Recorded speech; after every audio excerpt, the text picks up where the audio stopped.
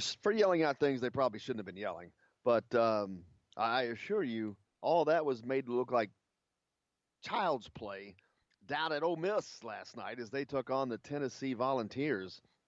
A game that was tough, back and forth. Tennessee scores late to take the lead. Ole Miss driving down to take a shot, and the ball handler goes up for a long three, but before he can complete it, he's called for charging. This is at like 1 second to go or something, and well, the coach just goes off, takes his jacket off, slams to the floor, and as soon as the officials said the game was over, the fans started littering the floor with garbage, Coke, I guess, soft drinks, just whatever they could throw. A couple of UT players were hit in the face by things. One, I think, raised his hand on his way out and got hit in the face with something. Another got hit in the face with a T-shirt, and he just held the T-shirt up toward the fans and as he was going out. But I'd say that's going to cost Ole Miss. Yeah, that's never a good look for anyone, especially when not you college start throwing basketball. Things, man, especially throwing things at players, that's just you're ignorant. Yeah. You're just ignorant, and there's no other way about it. You can bitch, moan, complain all you want. Throwing things, man, you're throwing things at kids. You should be arrested. I wish they would catch those people and arrest them. Granted, if we're being completely honest about the situation, it's more than likely kids throwing things at kids, but you're right, but I promise you, I would bet you that there was an equal mix. Yeah. We are talking about Mississippi here. But Tennessee comes out on top in that game 73-71. They've had a lot of close games lately, man. Yeah. Tennessee was number one for a long time. They lost. Kentucky beat them soundly. Well, guess who they play again Saturday? Kentucky. So they've got, but that's in Knoxville. So that's a big time game, college game. But Indiana gets an opportunity Saturday. They have their own big time game as they'll welcome in Tom Izzo and the Michigan State Spartans for round two. Can Indiana do it again? Can they sweep Michigan State, the team that's probably going to win the Big Ten Conference right now? That would really put a bow on this Indiana season. I'm not kidding, because there was a stat that came out yesterday, and I reposted it. Oh, my gosh. We got to read it. Mind-boggling. What's that? We got to read that. Oh, it's unbelievable. I still can't. It's one of those stats that you just look at and you just shake your head. All right, you're familiar with the NCAA uses what's called a quad system. I don't have the definitions laid out for. I probably should have done that, but there's quad 1, 2, 3, 4 wins. A quad 1 win is a win over a top 50 team at home or a top 75 team on the road, I think. That's a quad 1 win. Basically, you're beating quality opponents to get a quad 1 win, which is as good as you can get. There are only 13 teams in the country that have, 6 quad 1 wins? Correct. And no quad 3 or 4 losses. And exactly, which means you have not lost to a crappy team. No crappy teams have beat you. Those 290, 300 Ken Palm teams who we're talking about. You're not losing to those. So, of the 13, only 13 in all of college basketball. I'm trying to find my post where I posted that. Do you have it pulled up? Yeah, I've got it here. Well, why don't you read it?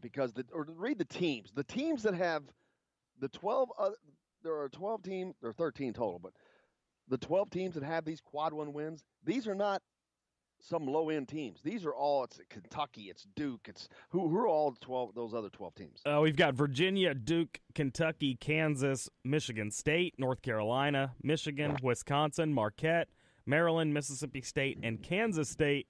Those are your teams that are very comfortably in the field. And then there's Indiana. There are 13 teams with 6 quad 1 wins. Indiana's one of those teams. There's some breakfast for you. Not only that, well, I'm not even done. They've got 3 wins over 3 of those teams. And they've played 3 more. You want to talk about a schedule? That is why, that is exactly why a 14-14 team still has a shot at making the NCAA tournament. Yeah. That is exactly why. Because yes, they've got a lot of losses, but it's not. They're a way better team than their record. And if they can win out, which I know that's a big if, because that's going to require a win over Michigan State first and foremost. That would give them, they have an opportunity to win 3 more regular season games. That would put them at 17-14. This year, because of that bad stretch, Indiana's going to have to play on Wednesday for the first time ever in the Big Ten tournament. Maybe not, though, if they win out. There's a possibility they won't have to. That's true. But see, that what I was going to say is having to play on Wednesday is actually to their benefit. Sure. Because that gives them another game to win. Now, albeit it would not be a quad 1 win, doesn't matter. It gives them a win to put on their record. And if they win a second game, that would be 5. That would put them at 19 wins. 19 wins. And probably they would have 7 quad 1 wins. At least, and maybe, you see, they've got is Ohio State. I don't know that Ohio State's probably not top 75. Nah. Illinois is definitely not. Who they have left? Illinois, Rutgers. Well, they only have Illinois, That's Rutgers, and yeah. Michigan State left. Right. So they've got to get past Michigan State. No, that'd be another quad 1 win. That would be 7 quad 1 wins. And not only would they have the quad 1 wins, but you talked briefly about their strength of schedule. Last time I looked, Indiana's strength of schedule was the 7th toughest in the country.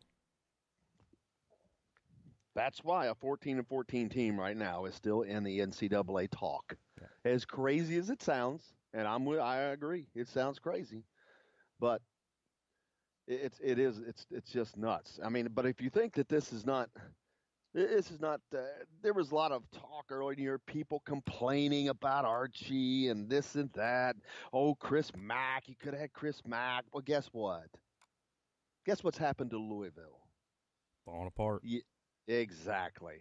Last night they lose to Boston College, one of the worst teams in their conference. They were like 4 and whatever. It trust me, this is not an Indiana problem only. This, you got new systems, new coaches, things just don't go perfectly, and that's happening in Louisville as well. I'm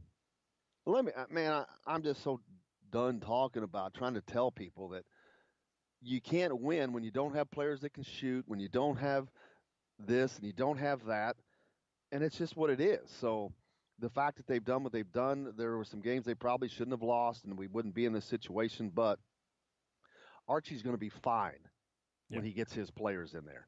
That I assure. We've got a lot coming up on the program today. We're expecting Marco Killingsworth to stop by and throw one down. Nick Baumgart's going to break into the numbers for us. Lots to talk about. Stay tuned. Indiana Sports Beat's coming back after this. You can carry me through. Oh, give me the beat, boys, and free my soul. I want to get lost in your rock and roll. Hello, everybody. Jim Coyle from Indiana Sports Beat. When I'm not covering the Hoosiers, you can find me at Bubba's 33 in Clarksville, located on the northeast corner of I-65 at Veterans Parkway. Bubba's 33 has hand-tossed pizzas, bold burgers, and ice-cold beer from a select list of local craft brewers. An incredible food selection, all made fresh daily. Whether you're meeting the team for that post-win meal in the family dining area or meeting friends for happy hour to watch the game on one of Bubba's 50 TVs, Bubba's 33 in Clarksville. Pizza, burgers, beer. We all want a winning smile for those championship photos, and that's exactly what you will get at Reynolds Family Dentistry in Sellersburg. Reynolds Family Dentistry has been serving the dental needs of Hoosier families for over 30 years. Let Doctors Roger and Jay Reynolds take care of your family. Just off of I-65 at 809 South Indiana Avenue in Sellersburg. Call 812-246-3368. That's Reynolds Family Dentistry, 812-246-3368. Many medicines used to treat colds and flu contain acetaminophen. a pain reliever and fever reducer found in hundreds of over-the-counter and prescription medicines. But taking too much or more than one medication containing acetaminophen per day can damage your liver. So always read the label and don't take acetaminophen if you drink 3 or more alcoholic drinks every day. To learn more, visit fda.gov/OTC pain info. A message from the U.S. Department of Health and Human Services Food and Drug Administration. This is Jim Coyle with the Indiana Sports Beat. And I'm Justin Kalen with Indiana Sports Beat. Justin, what's your favorite show? It's got to be Indiana Sports Beat, but I'm not ever sure where to find it. Well, you can always like and follow us on Facebook. Always follow the show rebroadcast on iTunes, Google Play, iHeartRadio, Spotify. TheDailyHoosier.com is a great place to sign up for each and every day. Or, of course, on Big X Sports Radio, 1450, 96.1 WXVW in Southern Indiana, and 97.7 The Ref in Evansville. If you want to get your day off to a good start, then stop at Billy Joe's Gas and Food Mart on Highway 150 in Floyd's Knobs. While you're filling your gas tank, you could fill your own tank with a hot breakfast or try one of Billy Joe's daily lunch special. Billy Joe's Gas and Food Mart opens at 5 a.m. and everything is made fresh daily. And if you bring your own mug, coffee is only 50 cents. And Billy Joe's also has free air. The best place to start your day is at Billy Joe's Gas and Food Mart on Highway 150 in Floyd's Knobs.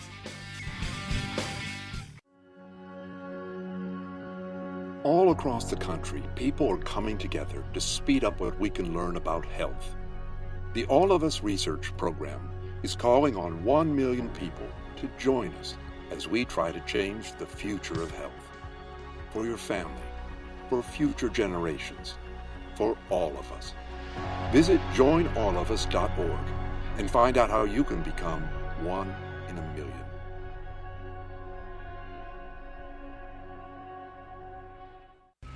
All right, crew, let's get her dug. Honey, want to give me a hand? I'm planting that tree, remember? No matter how large or small your digging project may be, no matter how urban or rural, you must always call 811 before any digging project. 811 is our national one-call number, alerting your local utility companies to come out and mark any lines they have near your dig site. You must call 811 at least 2 to 3 business days before any digging project, so you can avoid hitting our essential buried utilities. This includes natural gas and petroleum pipelines, electric, communication cables, and water and sewer lines. So before you do this or this, make sure you do this. For digging projects big or small, make the call to 811. Brought to you by Common Ground Alliance.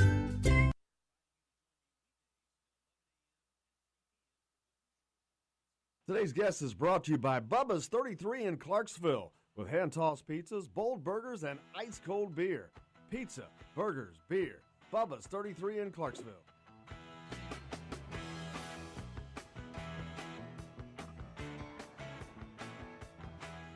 Welcome back to Indiana Sports Beat. Thanks a lot for joining us. Joined now by one of the greats from Indiana's past, a member of the 81 National Championship team, Steve Risley. Steve, thanks a lot for joining us, man.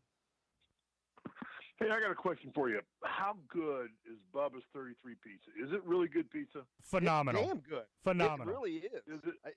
It's because out here in California, I'm in Los Angeles right now. It's like 4:35 in the morning out here, and they don't know pizza in California.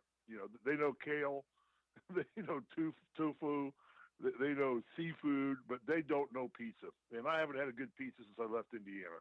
I'm telling you, I'm shocked because it's not a pizza specialty place. So the fact that their pizza is that good, it's pretty surprising. But all their food's amazing, and that's no BS, man. It's pretty Yeah, daggone I good. mean, I have not been able to find a good pizza, either a flat pizza or a deep dish pizza. I've been out here about 2 years now, and I have not had a good deep dish pizza in God knows how long. So if Bubba's Is there such 33 thing as wants a to good deep ship dish out a pizza? pizza to be frozen to me, I'll give you my address. Send me one out frozen that I can just cook in my oven. I'm going to work on getting that done. I will work on getting that done with one exception. There's no such thing Bless as a their good hearts deep if they'll dish do that for me. Yeah, if they'll do that for me, I would promote Bubba's 33 Pizza on our show, on the GrillingTruth.net, on everything, and I just want a good deep dish pizza. Justin, remind me to take care of that. I'll absolutely get working on that. Hey, we got a lot to talk to with Steve Risley. He's, of course, Indiana basketball. But before we get to that, the tournament, high school tournament's underway. And before Steve was a great at IU, he was a high schooler in Indiana and played at some great. Man, if you think about some of the games, there was some unbelievable talent. And when you played in high school, man, we were talking about this yesterday. And you were lamenting the loss of the Hinkle sectional in the Hinkle Fieldhouse. Sounded like some great battles you guys had back then. Well, I mean, it's a shame that we lost. I mean, I was fortunate enough that in all 3 years I played high school basketball in Indiana at Lawrence Central, we got to play in the Hinkle sectional and the Hinkle regional and the Hinkle semi-state. And we never got past the semi-state, but we did get to the semi-state. And there was just nothing in the world like it. I mean, when we played in Hinkle, and every sectional was different because it was one class basketball back then, and you always had big versus small, good versus evil, whatever. But we got to I got to play against guys like Antonio Martin, Landon Turner, Mike Woodson, Don Cox, guys like that. They ended up being most of them ended up being my teammates at IU. But when you went to the Hinkle sectional, there were two things. There was the Hinkle sectional, and then there was the state finals. And those were the two kind of greatest weekends of the whole process there.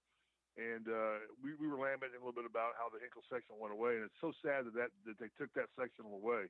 I'm going through the sectionals right now and kind of looking at them and see how it's all broken down now. Everything's all kind of spread out a lot more. And a lot of the teams that played in our sectional now are split out either between sectional 8 or sectional 10, which are the two sectionals in Indianapolis, basically, at Lawrence North of Carmel. And it's a real loss. It's a loss for the sport, and it's sad that happened. But I agree. It is what it is. So you move. It is. I mean, to have the privilege of playing. First off, to ever get to play on the floor at Hinkle is a unique. And in high school to do it was unique. I mean, the place held 16,000, 17,000 people, and usually by sectional championship time, it was sold out. And same with regionals. And that was the day when they did the morning games. Saturday you played Saturday morning, and you played again Saturday evening, and they did it all in one day for gas. There was a gas shortage then, or a gas crunch, or something going on back then. I don't remember exactly what. My God, I'm 60 years old, so it's a while back. But, you came out there and all the fans came out. I remember we took, I think, one year, my senior year, to the Hinkle Regional, we took like 27 fan buses of students that got on the fan buses and went to Hinkle. It was nuts. To And watch a us little play. and a little bit of trivia. I went to Floyd Central, and they went to the Final Four back in '71. They were known as the Super Hicks. It was a great team. They got beat by I think it was Gary Roosevelt, Pete Turgovich, and they had five. Oh God, yeah, great team, yeah. Pete Turgovich and Pete Stoddard. UCLA, Stoddard was on there. Yeah, Terry was Terry Stoddard? No, he went. He was the pitcher. The pitcher. He ended up the pitching pitcher. against Okay, the Knicks. yeah. Also, you had Junior Bridgman, who played at Louisville. Yeah. But that was the last. I think that was the last state finals held at the Hinkle Fieldhouse. I believe. Yeah, then they moved the state finals to Market Square Arena. Yeah. So ironically, Market Square Arena. Floyd Central played in that season. They played in the last finals at the Hinkle, but prior to that, they played in the very first regional championship at Seymour, which had just opened their brand new 8,000 seat gym back then. So kind of a neat little bit of trivia there, but lots of action last night. Well, my wife grew up in Winslow, Indiana, in a small town. It's Pike Central. It's down near Evansville. They went to the Washington sectional, where the Hatches played, and they had a big gym there too. And the stories are all true of how the town would basically shut down for sectionals back then. I mean, all the business would say closed due to sectionals, and everybody would go and, it's kind of reminiscent of what the essence of what Hoosiers tried to capture in their movie. And that part of it was more accurate than the story itself of the game and how everything was played, although it was loosely based on Milan. We know that. But, there was such a romanticism about it back then for high school basketball in Indiana that just when they went to class basketball, I get the fact that they wanted to have more participation trophies and dole out more trophies and give more people an opportunity to play. But the romanticism of all people playing in one tournament and going away, and everybody coming away with one champion, we knew who the champion was. And I knew that in my years in high school, we knew who the team to beat was, who was the defending champion. Now, I couldn't tell you who's won the state championship in Indiana in any class probably in the last 10 years. I have to look it up. I would have to Google it. But now I can tell you one. I can tell you New Albany won a couple of years ago. I can tell you Warren Central won. That's only because it's so fresh in my mind. But that's it. Yeah. Well, you follow it. You follow it more than I do. Well, you used to know. I know, but the point that you're trying to make is you used to know because there was that one champion, and it was such a big deal. When we came into camp, for basketball, as soon as football ended, 11 in Lawrence Central where I was, 9 of the 11 basketball players on our team all played on the football team too. So practice didn't start until football ended. We had a very good football team. Usually was going a little extracurricular activity in football after postseason, and we'd all show up, but we knew, okay, here's Carmel. Carmel, they won the state championship my senior year, but you knew who the state champion was. That's the team you want to go beat. That's the team you want to emulate and be as good as. And you had to sit there and listen to all the idiots from Carmel, Indiana, brag about it all year long at the Dairy Queen where we all met at 71st and 37, where the Carmel kids would come over, the Lawrence kids would all meet there, and we were friends. We all liked each other. Mark Herman and Bart Burrell and Ogle and those guys. We knew these guys very well. We played ball together all summer on Dust Bowls and things like that. But you got together, but it's like, I got to put up with your crap all year, and I got to face you again, But that was the beauty and fun and the romanticism of high school basketball in Indiana at that time. So, I'm seeing my son's school, Hamilton Southeastern, made it through to the semifinals down their sectional 8.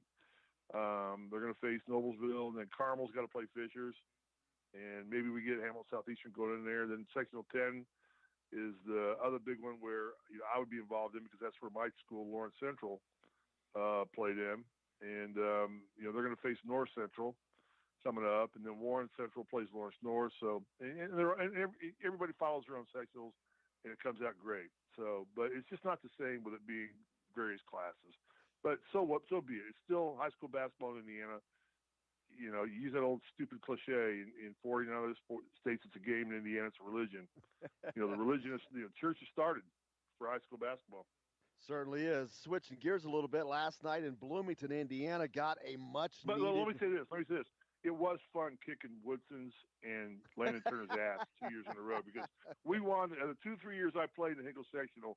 We won 2 of the 3 Hinkle sectionals I played in. And I had to go up against Woody and his brother Rockets. I had to go against Landon and his Tech Titans. And, trust me, the day we all got together at IU, don't think I didn't rub it in their face like crazy. Absolutely. That's part of the fun. Great stars, and I was a role player at IU, so it goes. To the victor go the spoils. That's how it's supposed to be. Exactly, yeah.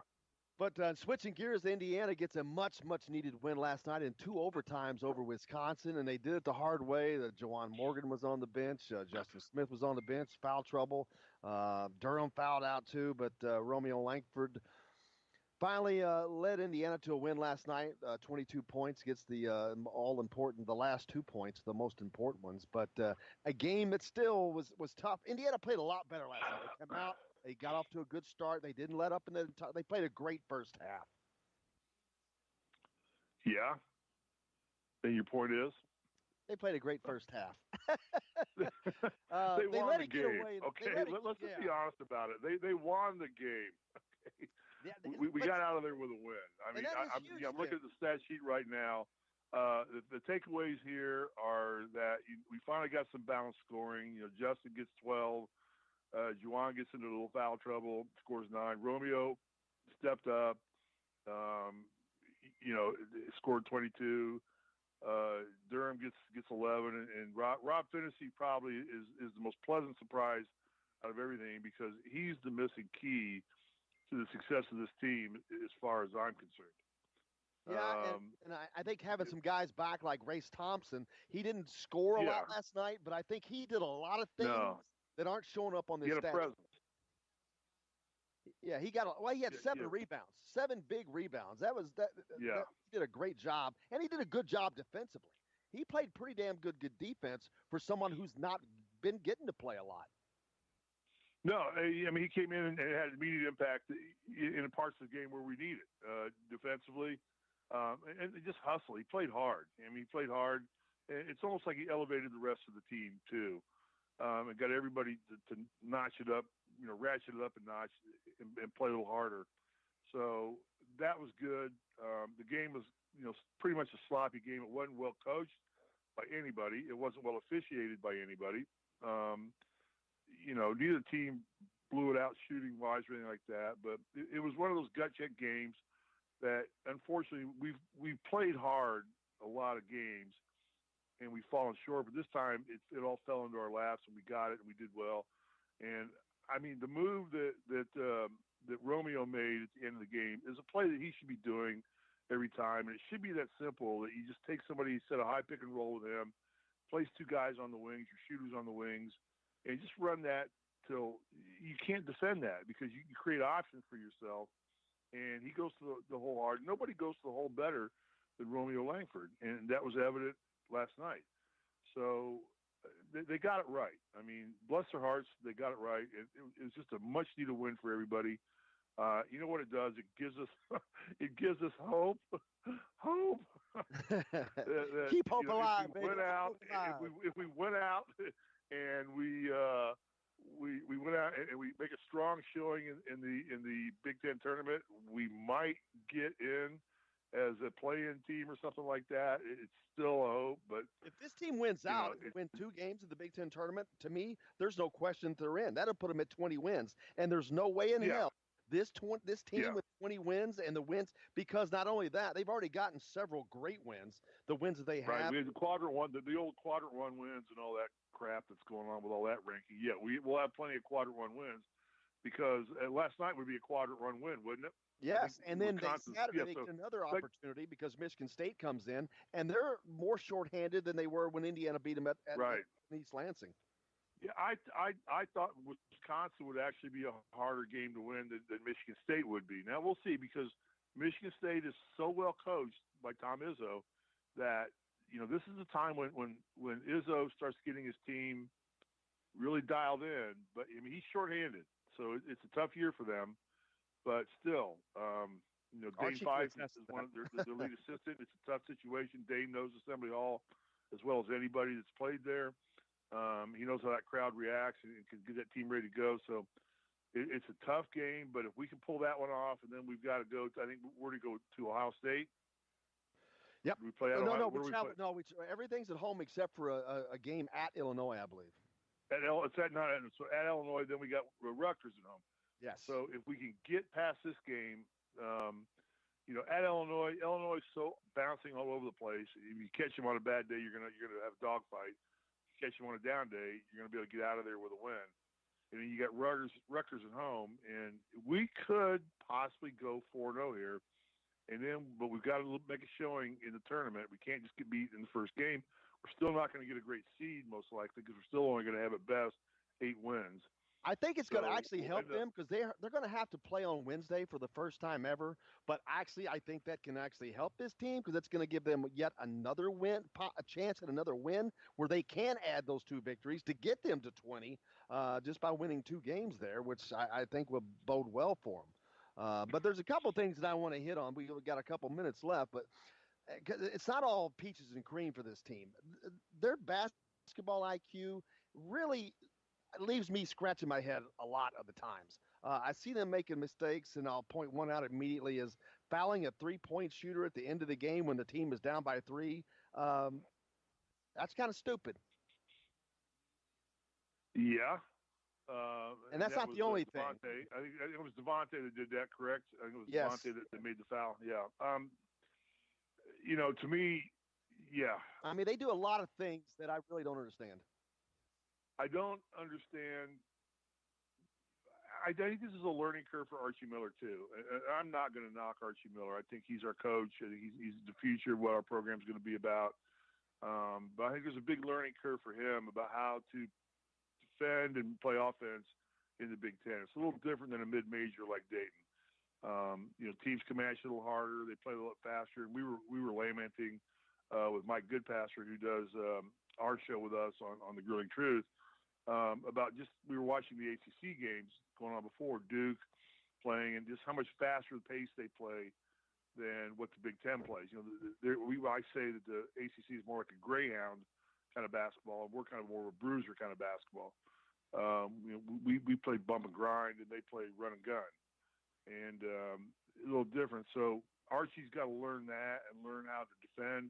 We still are not very good at perimeter defense and giving up shots like that and not being able to defend those kind of shots. So it's still a weakness we got. But the last 3 or 4 games we've seen Indiana play harder.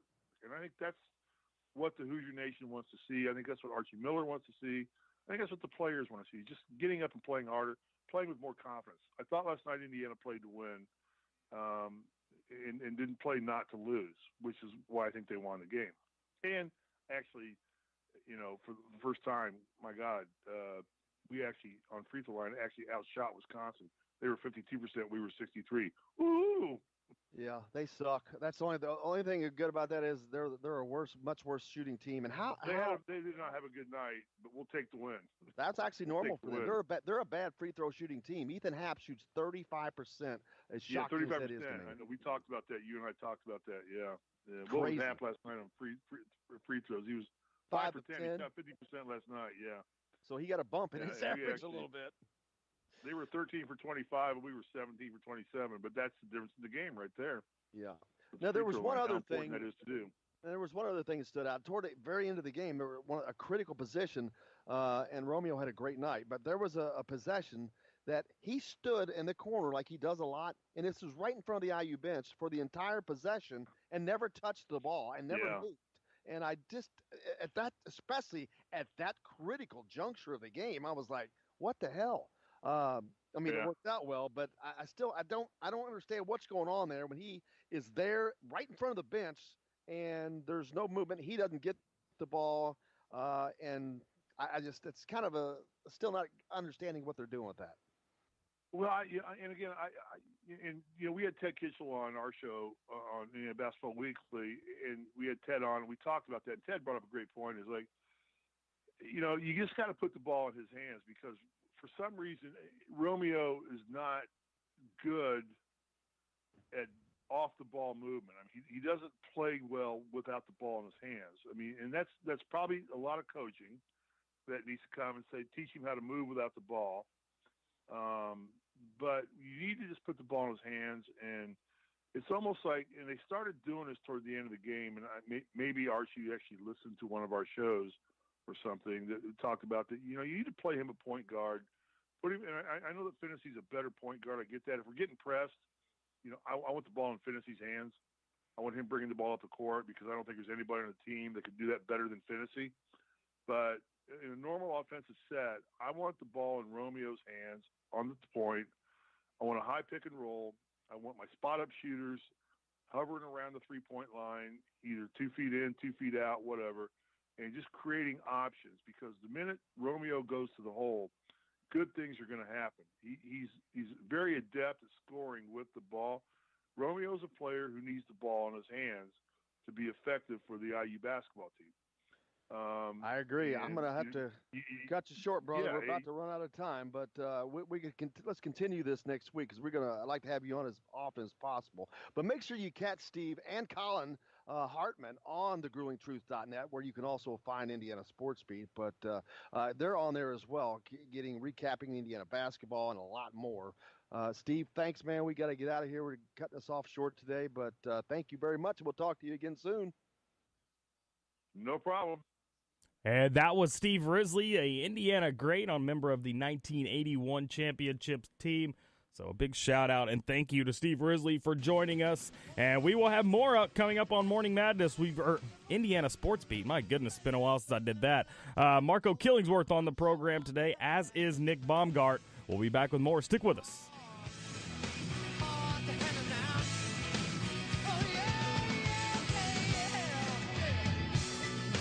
Hello, everybody. Jim Coyle from Indiana Sports Beat. When I'm not covering the Hoosiers, you can find me at Bubba's 33 in Clarksville, located on the northeast corner of I-65 at Veterans Parkway. Bubba's 33 has hand-tossed pizzas, bold burgers, and ice-cold beer from a select list of local craft brewers. An incredible food selection, all made fresh daily. Whether you're meeting the team for that post-win meal in the family dining area or meeting friends for happy hour to watch the game on one of Bubba's 50 TVs. Bubba's 33 in Clarksville. Pizza, burgers, beer. We all want a winning smile for those championship photos, and that's exactly what you will get at Reynolds Family Dentistry in Sellersburg. Reynolds Family Dentistry has been serving the dental needs of Hoosier families for over 30 years. Let Doctors Roger and Jay Reynolds take care of your family. Just off of I-65 at 809 South Indiana Avenue in Sellersburg. Call 812-246-3368. That's Reynolds Family Dentistry, 812-246-3368. Many medicines used to treat colds and flu contain acetaminophen, a pain reliever and fever reducer found in hundreds of over-the-counter and prescription medicines. But taking too much or more than one medication containing acetaminophen per day can damage your liver. So always read the label and don't take acetaminophen if you drink 3 or more alcoholic drinks every day. To learn more, visit fda.gov/OTC pain info. A message from the U.S. Department of Health and Human Services Food and Drug Administration. This is Jim Coyle with the Indiana Sports Beat. And I'm Justin Kalen with Indiana Sports Beat. Justin, what's your favorite show? It's got to be Indiana Sports Beat, but I'm not ever sure where to find it. Well, you can always like and follow us on Facebook. Always follow the show rebroadcast on iTunes, Google Play, iHeartRadio, Spotify. TheDailyHoosier.com is a great place to sign up for each and every day. Or, of course, on Big X Sports Radio, 1450, 96.1 WXVW in Southern Indiana, and 97.7 The Ref in Evansville.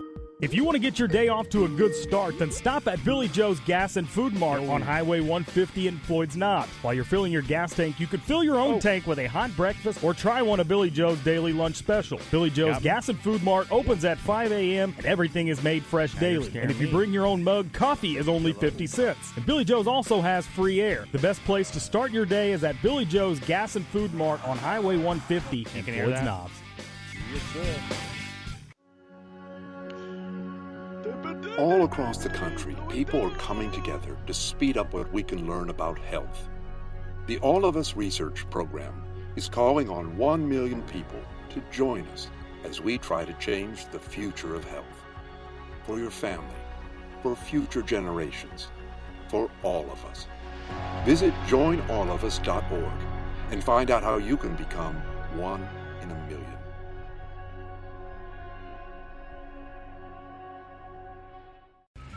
All right, crew, let's get her dug. Honey, want to give me a hand? I'm planting that tree, remember? No matter how large or small your digging project may be, no matter how urban or rural, you must always call 811 before any digging project.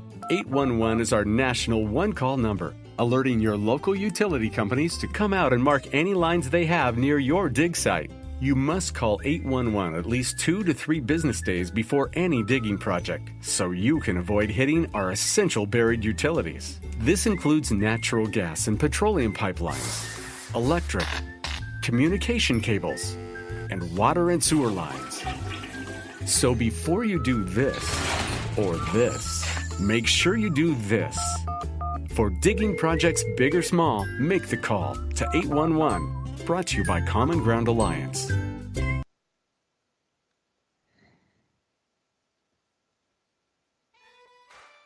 This hour is brought to you by Sweetland Waste and Removal Service, a homegrown company serving Southern Indiana since 1995.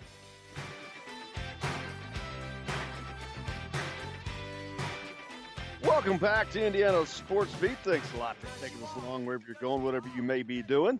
Hope your day is going well. Hopefully we can spice it up a little bit today. Marco Killingsworth expected to be on with us. Nick Baumgart also. Lots to talk about. We'll hear from Archie Miller. Romeo after their big win over Wisconsin. Double overtime win a couple of nights ago. Still a little bounce in the step from that game, but they've got a lot of work to do, a lot of talk. Indiana still trying to make a tournament. Not sure if that's going to be the NIT or the NCAA. Of course, the NCAA is going to be a stretch. But they have to win. If they can win, I think they'll be fine. We talked about this earlier because Justin mentioned their strength of schedule is extraordinarily high, but they're one of only. And actually, we talk about this 6 quadrant wins. I think right now they actually only have 5 because Butler was a quad 1 win, but they dropped out of the top 50 with a loss the other night. I don't know that changes things, though. I think it's based on what the team was when you played them. Well, that would be good. Yeah. That would give them 6 quad 1 wins. Right. Because I think it's a lot like the top 25. If you beat, say, when Indiana beat Louisville, well, they weren't even ranked, but say Indiana beat number 10 Marquette drops out of the top 25, Indiana's still getting credit for a top 10 win. I think it's very similar to that. There are a lot of things going on last night. We'll also talk about Fran McCaffrey at Iowa, man. He gets suspended for a couple of games, had some choice words for the officiating crew. Apparently he did not watch the Indiana game there in Iowa City just before that. That must have been lost upon him. Or I guess he was expecting the same treatment and he didn't get it. But a lot going on. Also, Harlan Beverly, big-time guard from Monteverdi. He's at IMG, isn't he? Yes, yeah. At IMG. He's going to be in Bloomington on Saturday for the Michigan State game. That name has really been popping up here of late. I think Indiana's really putting the full-court press on this recruit. Yeah. That tells me something. That should tell you something, because theoretically the scholarships available are spoken for. If Keon Brooks comes, along with Trace Jackson Davis and Armaan Franklin, that would take up the 3 apparent available scholarships. But as I've said many times, there's going to be some movement on this roster. I fully believe that. And I think this is going to be one of those additional faces that you see. He's going to be in the house. That was reported by Peegs yesterday. I think IU baseball won again yesterday. That I missed. Let's see. But there's a big-time homer in that game also. IHSA, there were actually some more games last night because some sectionals have 7 teams in them. They had to play some extra games. Not a lot around here, but there were some that affected the area. But statewide, up north, you had Trey Galloway, who was an IU 2020 target. He helped lead defending 3A champion Culver Academy to a win over Jimtown, 48-35. That's in 3A. JIM Town? That's it. That's me. That's I the got place beat. for you. I got beat. And then at the Charlestown sectional, you were on the call for this one last night. Corydon Central beats North Harrison 70-56. Salem over Scottsburg 59-55. A little surprise there. Yeah. That North Harrison Corydon game, by the way, was a lot closer than 14 points. So don't let that final score fool you. Well, there you go. Also down in the Evansville area, Mater Dei over South Spencer, big 72-40. Forest Park over Perry Central 54-50. That's in 2A, I believe. So not a lot. Then the games will pick back up, I think, tomorrow night, right? Yeah, tomorrow night starts the semifinals of sectionals. So Saturday will be the championships. Fun weekend coming up. 5-star 2021 big man Caleb First. He's received an offer from Purdue right now, but he led Blackhawk to an easy win, Fort Wayne Blackhawk over Lakeland Christian, 94-30. Wow. Yeah. We'll see what happens tomorrow night. Lots of games set in the high school. Floyd Central taking on New Albany. Yep. Jeffersonville takes on Bedford North Lawrence. Down in that end of the state, and there's a lot of games over in Evansville side. We'll get those pulled up later as well. NCAA Division II. The state of Indiana has 6 teams that are qualified for that tournament, man. Wow. So that's a good job by those guys. We can't have many more D2 colleges, can we? Nah, not a lot more, I wouldn't think, but there's probably a few. You want to talk about?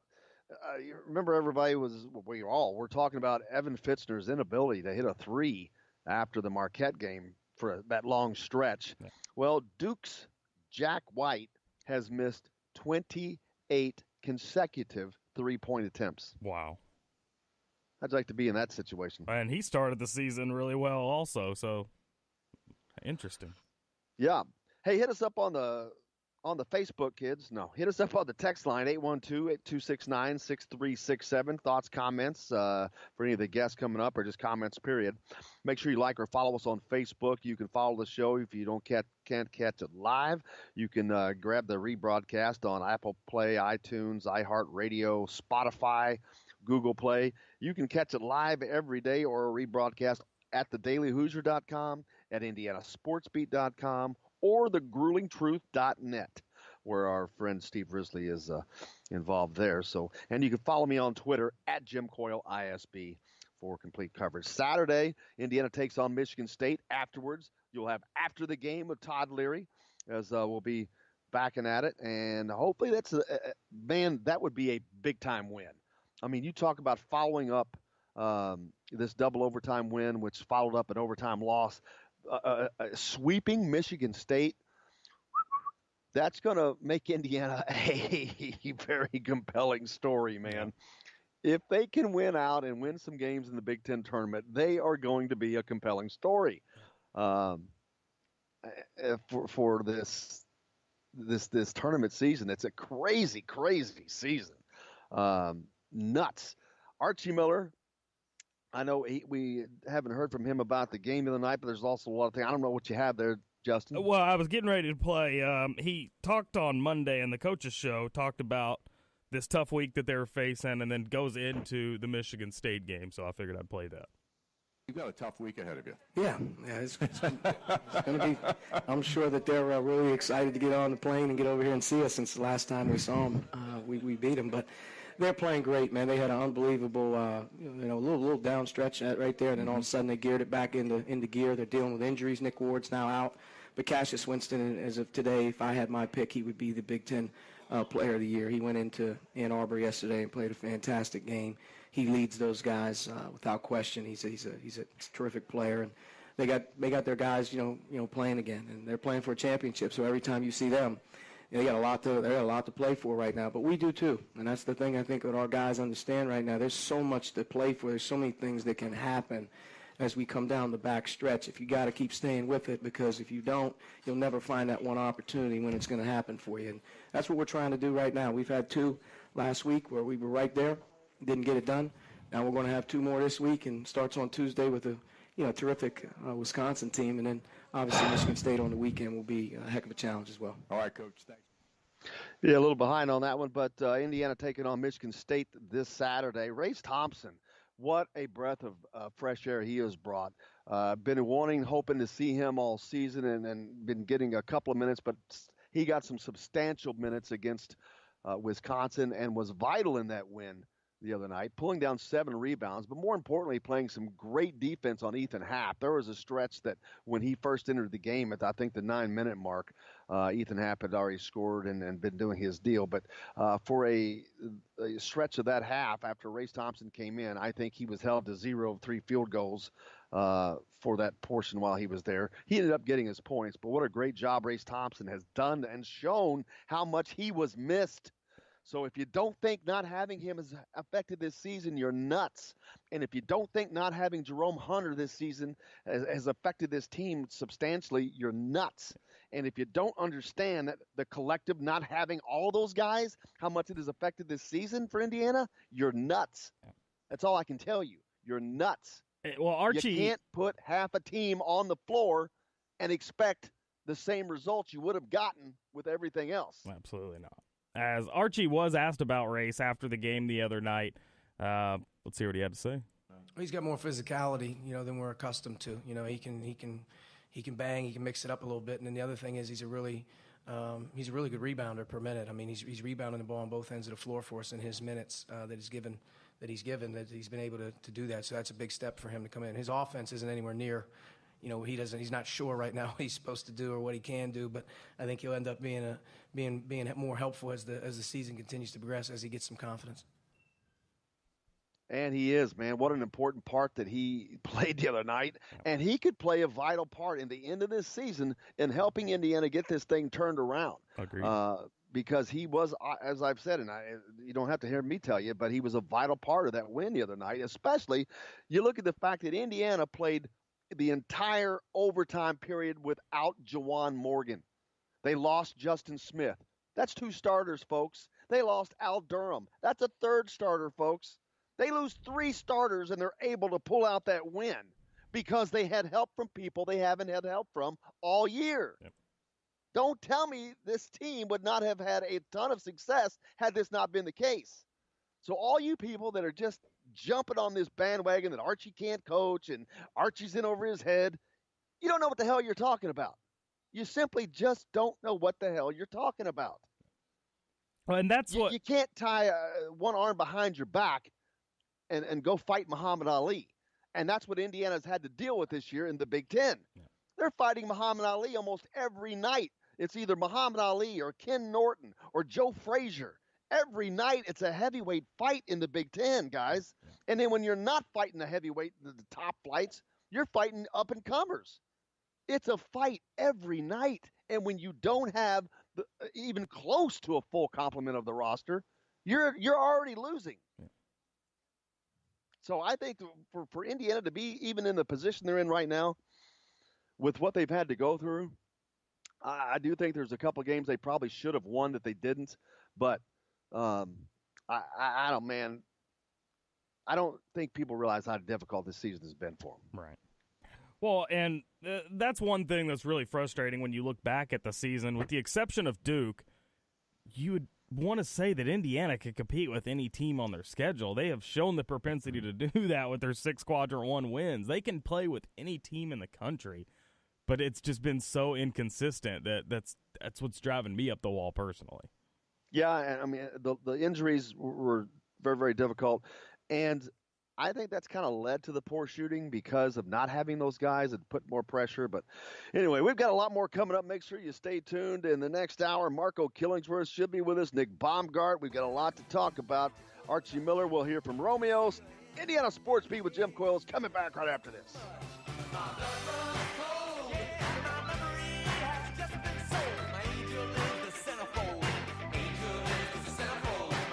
Hello, everybody. Jim Coyle from Indiana Sports Beat. When I'm not covering the Hoosiers, you can find me at Bubba's 33 in Clarksville, located on the northeast corner of I-65 at Veterans Parkway. Bubba's 33 has hand-tossed pizzas, bold burgers, and ice-cold beer from a select list of local craft brewers. An incredible food selection, all made fresh daily. Whether you're meeting the team for that post-win meal in the family dining area or meeting friends for happy hour to watch the game on one of Bubba's 50 TVs. Bubba's 33 in Clarksville. Pizza, burgers, beer. We all want a winning smile for those championship photos, and that's exactly what you will get at Reynolds Family Dentistry in Sellersburg. Reynolds Family Dentistry has been serving the dental needs of Hoosier families for over 30 years. Let Doctors Roger and Jay Reynolds take care of your family. Just off of I-65 at 809 South Indiana Avenue in Sellersburg. Call 812-246-3368. That's Reynolds Family Dentistry, 812-246-3368. Many medicines used to treat colds and flu contain acetaminophen, a pain reliever and fever reducer found in hundreds of over-the-counter and prescription medicines. But taking too much or more than one medication containing acetaminophen per day can damage your liver. So always read the label and don't take acetaminophen if you drink 3 or more alcoholic drinks every day. To learn more, visit fda.gov/OTC pain info. A message from the U.S. Department of Health and Human Services Food and Drug Administration. This is Jim Coyle with Indiana Sports Beat. And I'm Justin Kalen with Indiana Sports Beat. Justin, what's your favorite show? It's got to be Indiana Sports Beat, but I'm not ever sure where to find it. Well, you can always like and follow us on Facebook. Always follow the show rebroadcast on iTunes, Google Play, iHeartRadio, Spotify. TheDailyHoosier.com is a great place to sign up for each and every day. Or, of course, on Big X Sports Radio, 1450, 96.1 WXVW in Southern Indiana, and 97.7 The Ref in Evansville. If you want to get your day off to a good start, then stop at Billy Joe's Gas and Food Mart on Highway 150 in Floyd's Knobs. While you're filling your gas tank, you could fill your own tank with a hot breakfast or try one of Billy Joe's daily lunch special. Billy Joe's Gas and Food Mart opens at 5 a.m. and everything is made fresh daily. And if you bring your own mug, coffee is only 50 cents. And Billy Joe's also has free air. The best place to start your day is at Billy Joe's Gas and Food Mart on Highway 150 in Floyd's Knobs.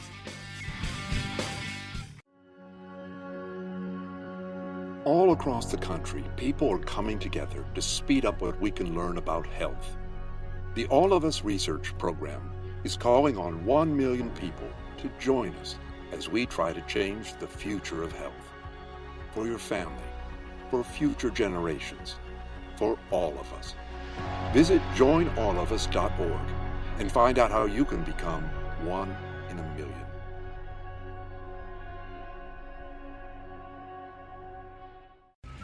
All right, crew, let's get her dug.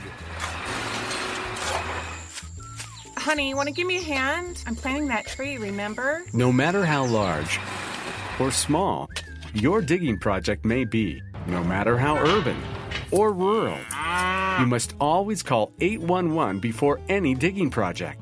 811 is our national one-call number, alerting your local utility companies to come out and mark any lines they have near your dig site. You must call 811 at least 2 to 3 business days before any digging project, so you can avoid hitting our essential buried utilities. This includes natural gas and petroleum pipelines, electric, communication cables, and water and sewer lines. So before you do this or this, make sure you do this. For digging projects big or small, make the call to 811. Brought to you by Common Ground Alliance.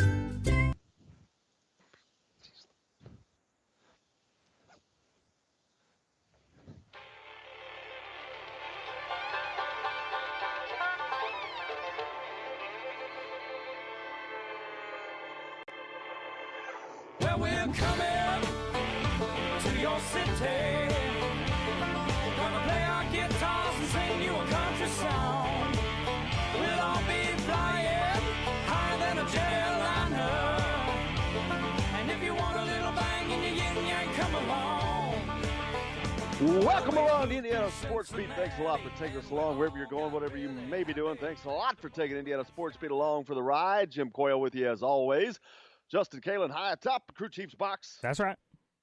Plenty to get to today. Still talking about Indiana's win over Wisconsin, but as they move forward to take on Michigan State, Marco Killingsworth expected to be on the program today. Nick Baumgart, IHSA tournaments going on. Lots to get to. Let's get to the headlines with Justin. All right, here are your Daily Hoosier headlines for this final day of February 2019. Iowa's Fran McCaffrey suspended 2 games for berating refs after Iowa's loss at Ohio State the other night. Indiana track and field earned 7 entries into the indoor NCAA championships. Couple of upsets in college basketball last night as Villanova beats Marquette, number 10 Marquette, 67-61.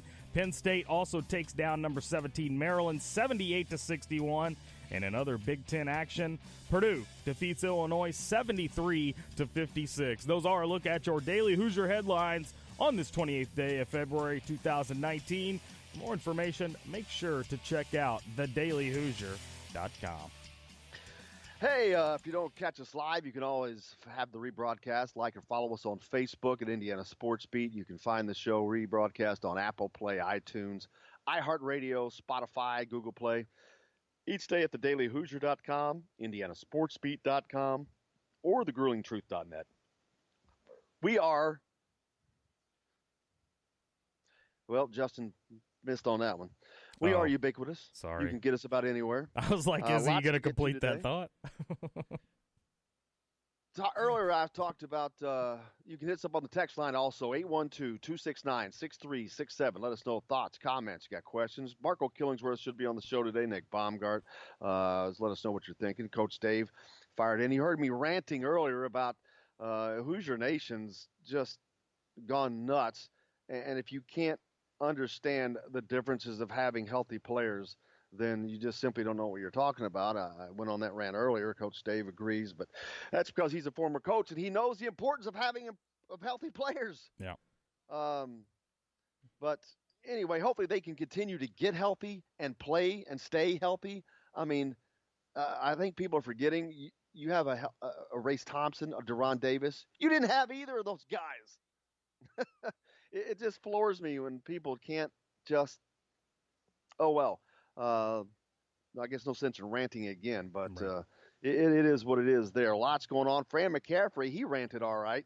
He's going to rant for 2-game suspension by Iowa. The Big Ten Conference agreed. Also a $10,000 fine. He was not happy with the officiating after his most recent game and a loss. Of course, I guess he was not paying attention to the officiating in the Indiana-Iowa game last week. But in the tunnel, he had some choice early Christmas wishes for an official and calling him a cheating MF. If you can just look it up, it's all over the place. But it's going to cost him $10,000 in a couple of games. What's the point in finding a guy like that $10,000? That's like $1 for me and you. Yeah, as long, you know what? If it goes to charity, like a lot of the pro like the NFL, I think when those guys get fined, I think that goes to charity, and I'm cool with that. Yeah, I think that's fine. It's like the whole Robert Kraft situation last week. He got fined $500,000. Dude's net worth is $6.6 billion. That's like that's a drop. That's lunch. That was literally the equivalent of the average American paying a fine of $2.37. That's lunch. Yeah. And I'm not going to get into that situation because it doesn't really fit the program. Yeah, let's not. But someone asked, what's the difference between what happened to him and him going out to Nevada? Well, there's a huge difference. A couple of differences. A, it's legal in Nevada. Yeah. B, they're not forced into servitude like apparently what was going on there. But that's a whole nother story for a whole different show. But lots to talk about here. We'll hear from Archie Miller, Romeo as well. The IHSA tournament's underway. Games last night, more games tomorrow night. Make sure, hey, wherever your local high schools are, go out, watch them, man. Yeah. There's nothing like Indiana high school basketball anywhere. Nothing. And it's great. You've got great talent out there all around the state. It doesn't matter if it's north end, the south end, the center. Man, you got guys everywhere. Christian Lander, Kobe Barnes in the south, Brandon Newman and Armand Franklin in Indianapolis. Newman's up north in Valpo, but Trace Jackson Davis. These guys are all out playing. So get a chance to see them. A lot of these guys are seniors, and some of them are going to colleges elsewhere, won't be going to college here. So go out and support your local high school teams. There's nothing like Indiana high school basketball. Some of my greatest memories growing up was the high school season when I was in high school. It was awesome. No doubt. It is. I mean, Hoosiers is not the reason that movie was so easy to make is because it's true. I mean, well, parts of it. The passion part. Hey, how about last night in the Southeastern Conference, Ole Miss and Tennessee? They had a rough one. Tennessee squeaks out a win on a game I don't even know if I should call it a controversial call. At the very end of the game, Ole Miss was down. They're bringing the ball up the floor. They go to get off a last-second three, and they're called for a charge. Their coach takes his coat off and throws it down. And as soon as the officials say the game's over, boy, the fans down there go nuts. They litter the court with garbage. And as a couple of the Tennessee players were going off the floor, one had his hand up, and he got hit in the face with something, and another one got hit in the face with a T-shirt. But the fact that they got hit, period, that doesn't fly, man. Yeah. That just doesn't fly. Yelling chants at a player with vulgar language, that's bad enough. This is a whole different animal here. You're throwing stuff? What the hell's wrong with you? You should be arrested. Do you think the Ole Miss students or fans, whoever was launching the stuff on the floor, do you think they were prompted by the head coach launching his jacket? Well, he said that. He did apologized say that, for throwing his coat, saying that he may have enticed them. No, I don't. Because how many times have you seen somebody throw a coat? Right. Mike Krzyzewski threw his coat last year in the Indiana game, if I'm not mistaken. No. There is no. Throwing stuff? No. Booing? Yeah, they could have booed their heads off and just made it miserable that way. But throwing things at people? At students? Hell no. You got to be you should be arrested. Should have been arrested. But that's that. But yeah, lots of stuff going on all over the place. This weekend, as Indiana does welcome in Michigan State, Harlan Beverly, a big-time recruit that Indiana's trying to land a guard from the IMG Academy, will be in attendance. I'm sure there'll be other players there, but this is one that's a visit that will be a first. So I think the recruiting may have been amped up on Harlan Beverly, as Archie is desperately trying to get more guard play for this team. But be interesting to see if Keon makes the trip. Yeah, I mean, there's no schedule that I'm aware of. Right. But, of course, I don't know what his high school schedule is, too. So, I mean, that matters immensely as well. I mentioned earlier in Indiana there are 6 teams that have qualified for the Division II national tournament, NCAA tournament. So congratulations to those guys. Indiana Wesleyan, IU East, which I think is in Richmond, Bethel, Marion, Indiana Tech, and IU Kokomo. So congratulations to those guys. Lots of great basketball going around across the state of Indiana right now. Yeah. And hopefully Indiana IU can add to that, as they did with a double overtime win over Wisconsin a couple of nights ago. Now they have an opportunity to sweep Michigan State as the Spartans come in a little shorthanded. Yeah. Hopefully as they are shorthanded, Indiana's getting a little stronger. Yeah. If Juwan can stay out of foul trouble, man, Juwan Morgan, Deron Davis, Race Thompson, I like those. Yeah. Boy, I sure like the way they played, and I like the way that they can interact. And it's sad that it took this long for them to get healthy and to do this, but it is what it is in that regard. Hopefully they can move forward. And, Evan Fitzner, we really lamented his lack of ability to hit a 3 after the Marquette game this year. Duke's Jack White has missed 28 consecutive 3-point attempts. Stop shooting, buddy. Well, no, I'm sure that's not what his coach is going to say. You got to keep shooting. You got to keep shooting through it. But you talk about confidence. I'd say you get down to 28 in a row, there's no way that's not in your head. Right. I mean, you got to be a hell of an athlete to be able to block that out. If that's the case. I mean, a shooter's going to keep on shooting. So there's that. Hey, hit us up on the text line, 812-269-6367 if you'd like to. I think Justin's got a few texts. Yes. Tim texted in and said, if we defend the 3 for 40 minutes on Saturday, we got this game. And then he also says, I still say Clifton Moore transfers. I believe he contacted Archie and let him know he intends to transfer at the end of the season. That's why he has not played lately. You know what? That is, did he not get in the game at all the other night? I don't think so, no. I don't remember. I'd have to go back and look at the why do you need a guy like stats. Clifton Moore when Race Thompson's finally healthy and providing good minutes? You don't. Right. You don't, and that very well may be the case. But I have heard, and I'm not saying that that's not going to happen, but there is no way that anything like that is going to get out during the season, to my knowledge. Right. But I wouldn't imagine. But like I said, I expect there to be some roster turnover, and the fact that Harlan Beverly is being so heavily recruited leads me to believe that, because the 3 available scholarships are apparently earmarked already. Obviously, Armand Franklin, Trace Jackson Davis, and hopefully Keon Brooks. Those are the only 3 potential availables this moment without transferring. But I expect, I'll be honest with you, I expect 2 players to transfer. Minimum 1, but possibly 2, without doubt.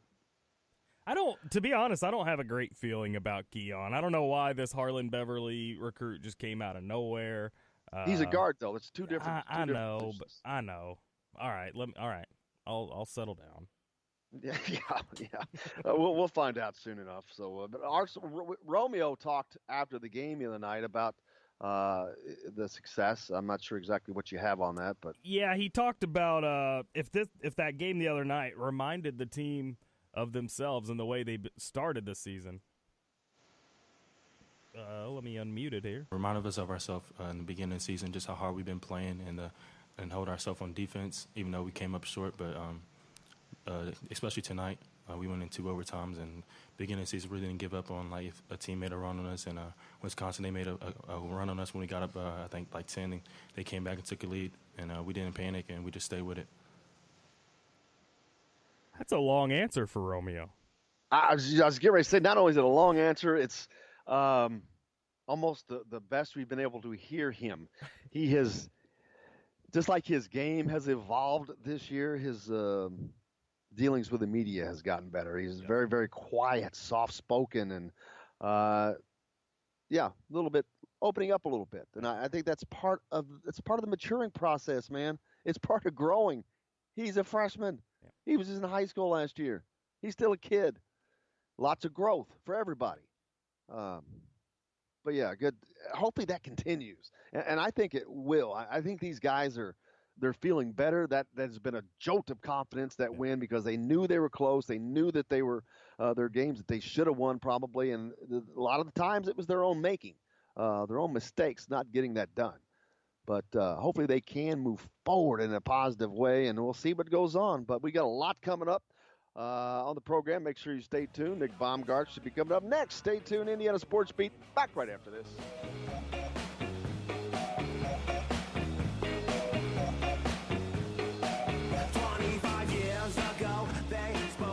Hello, everybody. Jim Coyle from Indiana Sports Beat. When I'm not covering the Hoosiers, you can find me at Bubba's 33 in Clarksville, located on the northeast corner of I-65 at Veterans Parkway.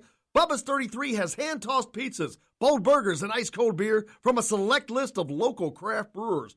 An incredible food selection, all made fresh daily. Whether you're meeting the team for that post-win meal in the family dining area or meeting friends for happy hour to watch the game on one of Bubba's 50 TVs. Bubba's 33 in Clarksville. Pizza, burgers, beer. We all want a winning smile for those championship photos, and that's exactly what you will get at Reynolds Family Dentistry in Sellersburg. Reynolds Family Dentistry has been serving the dental needs of Hoosier families for over 30 years. Let Doctors Roger and Jay Reynolds take care of your family. Just off of I-65 at 809 South Indiana Avenue in Sellersburg. Call 812-246-3368. That's Reynolds Family Dentistry, 812-246-3368. Many medicines used to treat colds and flu contain acetaminophen, a pain reliever and fever reducer found in hundreds of over-the-counter and prescription medicines. But taking too much or more than one medication containing acetaminophen per day can damage your liver. So always read the label and don't take acetaminophen if you drink 3 or more alcoholic drinks every day. To learn more, visit fda.gov/OTC pain info. A message from the U.S. Department of Health and Human Services Food and Drug Administration. This is Jim Coyle with Indiana Sports Beat. And I'm Justin Kalen with Indiana Sports Beat. Justin, what's your favorite show? It's got to be Indiana Sports Beat, but I'm not ever sure where to find it. Well, you can always like and follow us on Facebook. Always follow the show rebroadcast on iTunes, Google Play, iHeartRadio, Spotify. TheDailyHoosier.com is a great place to sign up for it each and every day. Or, of course, on Big X Sports Radio, 1450, 96.1 WXVW in Southern Indiana, and 97.7 The Ref in Evansville.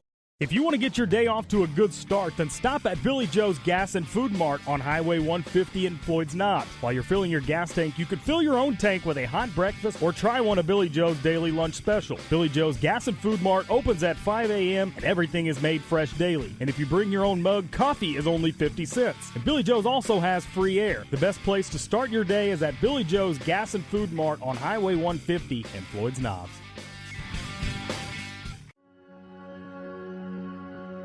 All across the country, people are coming together to speed up what we can learn about health.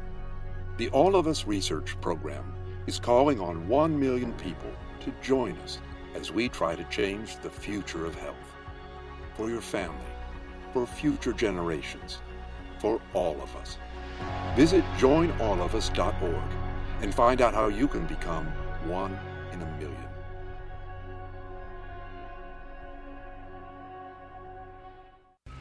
All right, crew, let's get her dug. Honey. This is brought to you by Reynolds Family Dentistry of Sellersburg. You need $1 million smile for those championship photos, and that's exactly what you'll get with Reynolds Family Dentistry. About to check outside the game. You know what I'm talking about. Just let me know if you're gonna go. that. Oh my God. Range, they got a lot of nice girls.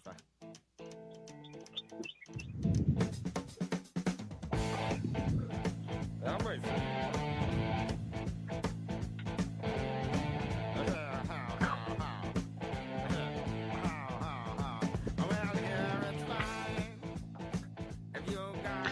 Welcome back to Indiana Sports Beat. Thanks a lot for joining us. Joined now by our good friend Nick Baumgarten. Nick, how are you, sir?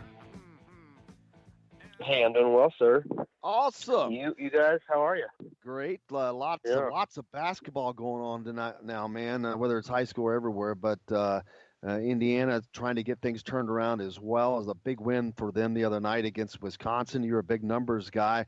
The biggest number that's cracking me up that I've been talking about for a while now. We've got a 14-14 team that is still not eliminated from the NCAA talk. That is one of the most mind-boggling things that I can remember in any recent basketball season. Yeah,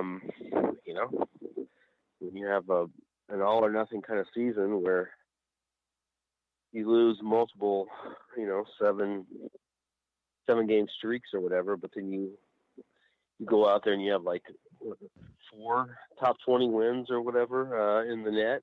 So.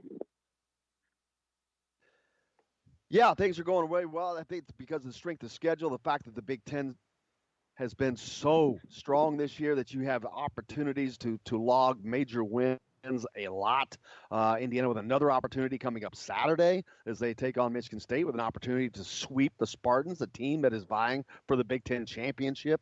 Again, crazy, but it's also it's not crazy in the fact that how much better people you played the game, you coached the game. It's funny that when you get healthy players, how much better coaches coach when they have healthy players. Yeah, and I think another thing that kind of gets forgotten in the whole thing is when you don't have healthy players, you can't practice. You can't do things you want to do in practice, and you can't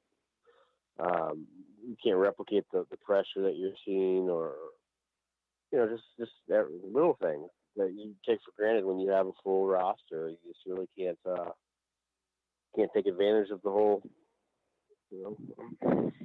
situation when you're hurt like that. And it hurts games and stuff, but really it hurts practice. When you can't go up against each other and get things done. I think that's kind of a little bit of what's going on this year. I mean, there's a lot of things. You can't pinpoint it on one thing anytime things go that south. But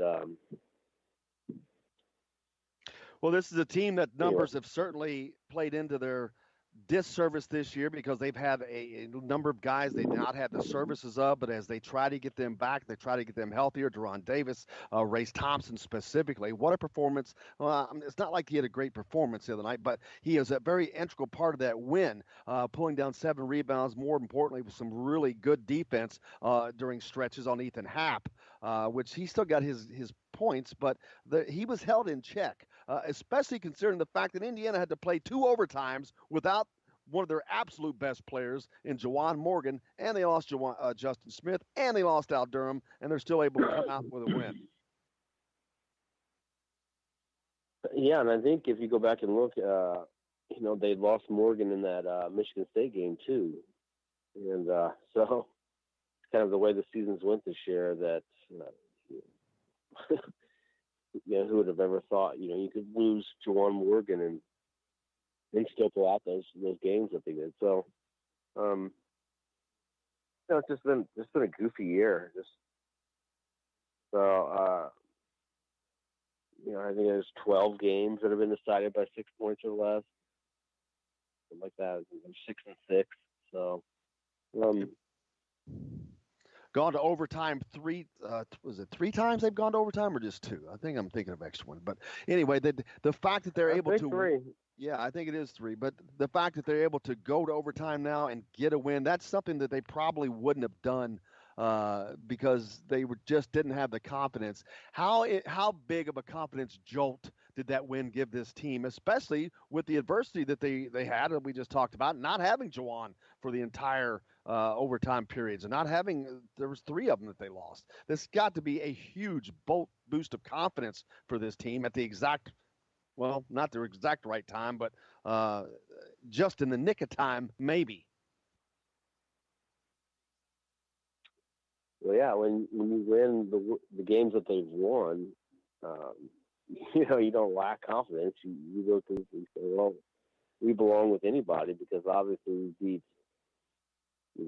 Michigan State, Wisconsin, and if you even going back to the non-conference portion of the schedule, so you've got confidence. It's not like you saying, well, we've only beat Oakland City.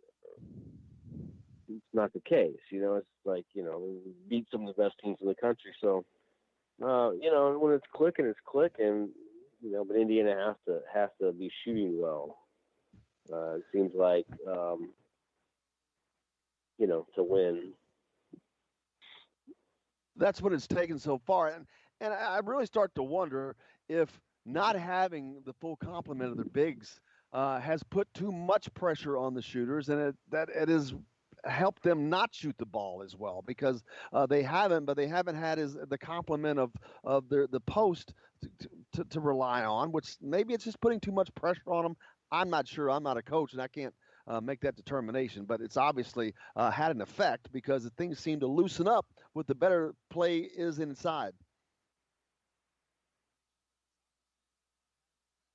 Yeah, I don't know. Maybe if you try to draw things, they missed plenty of shots that were wide open, and and up and down the line been so bad. That's the thing. It's like, why is everybody, been so bad? And I know Al's been really good, and Romeo's been good lately. It's just been a completely across the entire up and down the roster. It's just been really bad shooting. It's like so hard to figure out. Harlan Beverly from IMG Academy is going to be in attendance Saturday when Indiana takes on Michigan State. How big of a get would that be at the guard position for this team? Can he shoot? No, it would be big. They need talent, and and you look long term, they need talent, and so obviously getting this kid, he was a target. I want to say, what was that? Maybe July-ish of last July. He was a pretty big target, and everybody had good things to say then. Sure. Yeah, well, I don't really know enough about him, individual. Yeah, go ahead. No, I was just saying we'll certainly see on Saturday as he'll be in attendance. But Indiana taking on Michigan State there, and a lot of high school action that you've been calling some games. So I hope that the tournament the IHSA tournaments going on. A lot of recruits playing right now out and about that Indiana's looking at. So tons of basketball going on right now in the state of Indiana, and it's just that fun time of year, man. I was in the gym the other night at Boonville where we got, it seats 5,650, and I want to say it was probably close to 5,000, if not, over 5,000. It was pretty close to everybody was standing there in the second half of the Heritage Hills Boston game. So, yeah, it was a great atmosphere, and we'll be there again on Friday for Memorial in Boston. And there's so much talent. It seems like there's there's always a ton of talent in Indiana, but it seems like there's just a lot this year, and it's all across the state. It doesn't matter if you're talking about the southern part of the state, the northern part of the state, the center part of the state. They're everywhere, man. Lots of talent, lots of great basketball. The crowds are back out. It's Indiana tournament basketball. There's just nothing like it. Oh, for sure. And, I'm excited. I'm not going to be able to, yeah, go ahead. I was just going to say, I appreciate you. Yeah, appreciate you joining us today, and we'll look forward to talk about it again next week. Thanks a lot, Nick Baumgart. Thanks, guys. Have a good day. You bet. Nick Baumgart joining us as always. Lots of high school action. He did some high school games, and Justin, you had the good fortune of calling some high school games, and it's just how much different is it this time of year, even at the high school level? You can feel it. It's palpable, man. Oh, yeah. Yeah, no, it's pretty incredible. I was at Charlestown last night, which I'm ashamed to admit I had never been in their gym. It's a fantastic high school gym if you've never been there. One cool thing about last night is, and this will give you a picture of how big high school basketball is in Indiana, they were doing the starting lineups and national anthems. Well, they dimmed the lights around the court at Charlestown, just around the upper walkway where people are walking to find seats. And I looked over at my partner who I was doing the game with, and I said, man, I really hope they leave it like this, because it was really cool how it illuminated the floor and made those players like they were the center of attention, which they are, but they ended up leaving the lights cut out. So they did have the light shining on the floor. The crowd was absolutely insane. And I posted a picture last night. There absolutely is nothing like sectional basketball or playoff basketball at that in Indiana. It's just phenomenal. It's just a blast, man, especially if you're in high school. It was just fun. I remember it was fun. You couldn't wait. It was I'm fortunate to went to a school that was a pretty good basketball school, especially then, Floyd Central and Joe Hinton. We had the Bob Knight of the high school world then. Great, one of the great all-time coaches in Indiana. Less chair throwing from Henson, though. What's that? Less chair throwing from Henson. Hinton, sorry. Yeah, a lot. Well, it's because we had bleachers. He couldn't pick up the bleachers and throw it. The funny thing is, Joe's one of the most competitive people that you've ever met on the court. Off the court, it's a different story. This is just as normal as anybody walking around. But during that game, brother, don't mess with him. Fun time. But we got a lot coming up. Marco Killingsworth is going to throw down with us here shortly. Make sure you stay tuned for that. Look forward to talking to Marco, see what's up with him and how his life is going, and if he's following the Hoosiers, and get his input on things. But stay tuned. Indiana Sports Beat's got a lot more. We're coming back right after this.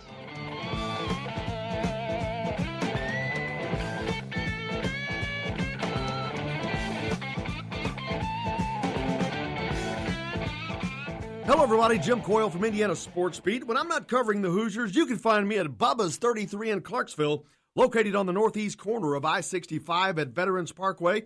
Bubba's 33 has hand-tossed pizzas, bold burgers, and ice-cold beer from a select list of local craft brewers. An incredible food selection, all made fresh daily. Whether you're meeting the team for that post-win meal in the family dining area or meeting friends for happy hour to watch the game on one of Bubba's 50 TVs. Bubba's 33 in Clarksville. Pizza, burgers, beer. We all want a winning smile for those championship photos, and that's exactly what you will get at Reynolds Family Dentistry in Sellersburg. Reynolds Family Dentistry has been serving the dental needs of Hoosier families for over 30 years. Let Doctors Roger and Jay Reynolds take care of your family. Just off of I-65 at 809 South Indiana Avenue in Sellersburg. Call 812-246-3368. That's Reynolds Family Dentistry, 812-246-3368. Many medicines used to treat colds and flu contain acetaminophen, a pain reliever and fever reducer found in hundreds of over-the-counter and prescription medicines. But taking too much or more than one medication containing acetaminophen per day can damage your liver. So always read the label and don't take acetaminophen if you drink 3 or more alcoholic drinks every day. To learn more, visit fda.gov/OTC pain info. A message from the U.S. Department of Health and Human Services Food and Drug Administration. This is Jim Coyle with Indiana Sports Beat. And I'm Justin Kalen with Indiana Sports Beat. Justin, what's your favorite show? It's got to be Indiana Sports Beat, but I'm not ever sure where to find it. Well, you can always like and follow us on Facebook. Always follow the show rebroadcast on iTunes, Google Play, iHeartRadio, Spotify. TheDailyHoosier.com is a great place to sign up for it each and every day. Or, of course, on Big X Sports Radio, 1450, 96.1 WXVW in Southern Indiana, and 97.7 The Ref in Evansville. If you want to get your day off to a good start, then stop at Billy Joe's Gas and Food Mart on Highway 150 in Floyd's Knobs. While you're filling your gas tank, you could fill your own tank with a hot breakfast or try one of Billy Joe's daily lunch special. Billy Joe's Gas and Food Mart opens at 5 a.m. and everything is made fresh daily. And if you bring your own mug, coffee is only 50 cents. And Billy Joe's also has free air. The best place to start your day is at Billy Joe's Gas and Food Mart on Highway 150 in Floyd's Knobs.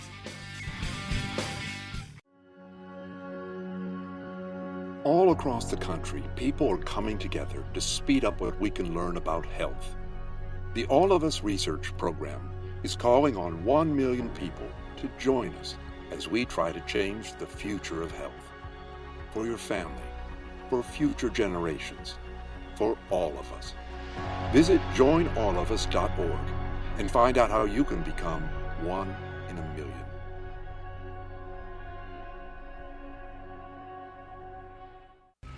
All right, crew, let's get her done.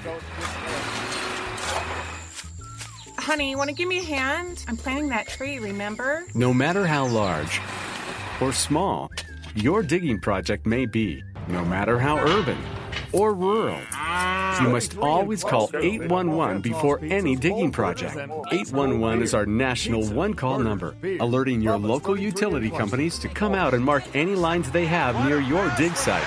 You must call 811 at least 2 to 3 business days before any digging project, so you can avoid hitting our essential buried utilities.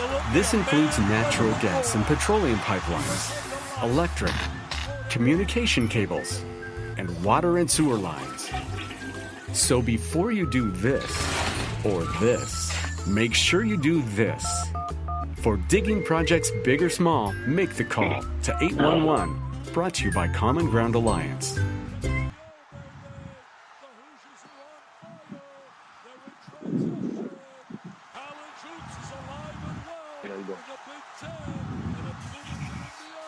All right, welcome back to Indiana Sports Beat. Thanks a lot for joining us. And as promised, the monster of the Midway back in the day, Marco Killingsworth joins us. Marco, how you doing, man? I'm good this morning. How y'all doing? Great. What's going on in the life of Marco right now? I'm retired now. I just retired last year. I ended up getting my first injury in my life. I ended up blowing my knee, ACL, MCL, and patella. But I've been overseas the whole time playing. Enjoying it, killing it. Indiana has a lot of former players that are still playing like that. Great. I hate that it ended like that for you because, man, you're a fan favorite. Even though you were at a short time at IU, were you surprised on how, at least from my vantage point, IU fans really seem to embrace you?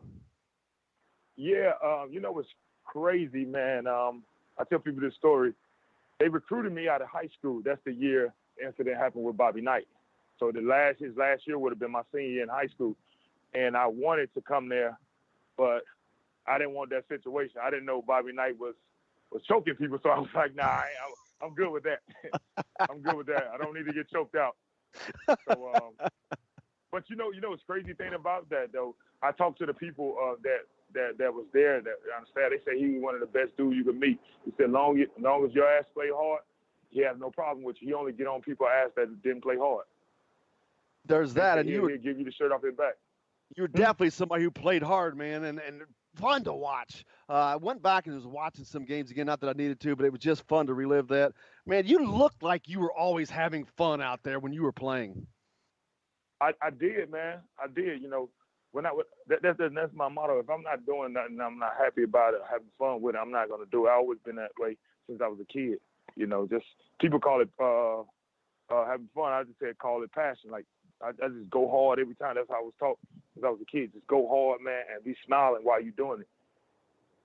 The current Indiana team has been one that a lot of people talked about. I've been one of them, but they're not one that has a lot of emotion. They don't seem to play with a lot of emotion, which is different than what we've seen in the past. But being on as many teams as you played on, have you ever played on a team that didn't play like that? It's different. I'm not saying it's right or wrong, but that played without emotion that much? You know what it is? I'll just tell you this. When I came on Indiana campus, me and Mike Davis, he talked to me. He said, Marco, we need you to bring your style in. We know how you are, like your personality. So and whoever around me, I'm gonna make you gravitate to me. So what the Indiana thing is, with the team is, it comes from the leader, it comes from the captain and the coaching staff. However, if that coach is laid back, that's how the team gonna be. The team gonna be laid back. If the captain, one of those captains that lead by example and don't talk, that's how that team gonna be. You know, I came in there, I used to talk trash from day one with Marshall Strickland and Rod Wilmot and my boy Lewis and DJ White. So I used to tell them, I'm here to kick y'all ass. What y'all gonna do about it? So on day one, you have to do it. Like, either you're gonna let me talk trash to you every day and you're gonna put your tail between your legs, or you're gonna step up as a man. So I'm gonna make you be aggressive, because now you're gonna bring the best Marco out. So that's what I used to do. And did you enjoy being able to try to elevate the team, but through your own play like that? Yeah, and I get a kick off of that. Like, I want you to make me raise my level to another. Like, it's a different. You know how they say some players and some teams, they play to the level of competition. So if I know I'm better than you, either I'm gonna make you toughen up, either play harder so I can raise my game, or I'm gonna just, I'm gonna chew you out. I'm just gonna literally chew you out. So I used to do that to the team. Like, I used to talk trash to DJ, elbow DJ, see what DJ do. Like, what are you gonna do? You gonna either step up, young freshman, or not? Everybody loves a winner. Everybody. I don't give a damn where you at and what sport, from playing, from running, from racing to boxing. Everybody loves a winner. You got that right. We're talking a former fan favorite at Indiana, Marco Killingsworth. And one of the things that, not that there was just one moment, but man, if I had to pick a game that really probably stands out in people's minds for you back at IU was that Duke game. Even though you guys didn't win, they were number one then, and you guys gave them all they dreamed of wanting. You know what? With that game, it's crazy. 2015, I was playing ball in Russia. I was playing with Candace Parker, and she was married to Sheldon. And she said, I never in my life seen somebody kick somebody's ass like that. And I was like, man, why are you talking about your husband like that? And she was like, nah, I'm a hooper. That was she thought. I'm a hooper. I mean, you kicked his ass. And I was like, man, I do what I wanted to do. But what got me up for that game was right before the game, they gave him National Defensive Player of the Year, and they kept calling him the landlord. And me coming from the SEC, it was so many good players down there. I played Udonis Haslam, Tayshaun Prince, and stuff like that. Like, I'm like, this kid, who is this dude? I was like, y'all just already gave him this. Okay. All right. I was like, okay, wait till that jump ball start. I got him. Yeah. Oh my God, it was fun stuff. Now, but if we look at this team, that's one element that they are certainly lacking. They're lacking on Marco Killingsworth, not only in talent level, but your exuberance, your energy, your insistence on being as good as you can be. And I think that it's affected this team somewhat for sure. Yeah, that's what I said. It's come from your captain. I think the young kid, I forgot the number. He has the what's the name? His hair. Romeo Langford. Romeo. Yeah, I think. Yeah, it comes from him. But he's a freshman. He's still trying to find his way. But it comes from him. If he step up and in the locker room and stuff like that and be what he's supposed to be, everybody else is gonna trickle down. It got to trickle down to him. Are you back in Birmingham, Alabama now? No, I live in Atlanta, man. I've been living here for the last 12 years, man. Last 12 years I've been playing ball overseas and come home for 2 months. I live in Atlanta. Have you do you get a chance to follow Indiana at all? I watch every game I can. Like now I got into the second part of my life. I started refereeing. So, I'm watching the college referee, they mechanics. So I always catch the Indiana game. Now, is your goal to officiate collegiate games? Yeah, that's my goal. Next year, that's what I do. I've been doing it for 1 year, and I got pretty damn good at it. Playing the game, but you gotta learn the techniques and where the angles you're supposed to be and where you're supposed to be able to call the fouls at and everything. But it's totally different. It's totally different than than playing basketball. I'm telling you. But what happens when you're going up the tunnel and you got I don't know, someone like Fran McCaffrey from Iowa calling you a cheating MF like he did the other night to that official, which cost him a 2-game suspension. I'm not sure if you saw that. Oh. You know one thing about me? I play the game, and I don't believe in giving technical fouls. I don't. But if a coach talk to me like that, oh, you think I'm a cheater? Okay, I'll show you next game. All right. See, it's ways you can get around doing it by, okay, you don't call fouls for the next 10 plays. There's ways you can do it, you know. There's ways you can not call the fouls and stuff like that. They're giving out a technical fouls, you know. And the crazy thing about it, you as being a referee, you still human. I didn't understand it because I had to go back to all the refs that I know, and I had to tell, I apologize. I didn't understand. He's in there. Do you think Coach Bob Knight would have how many apologies would he have to give? Oh man, Bobby Knight. Whoa, man. But you know what? You would respect him because of the knowledge he know of the game.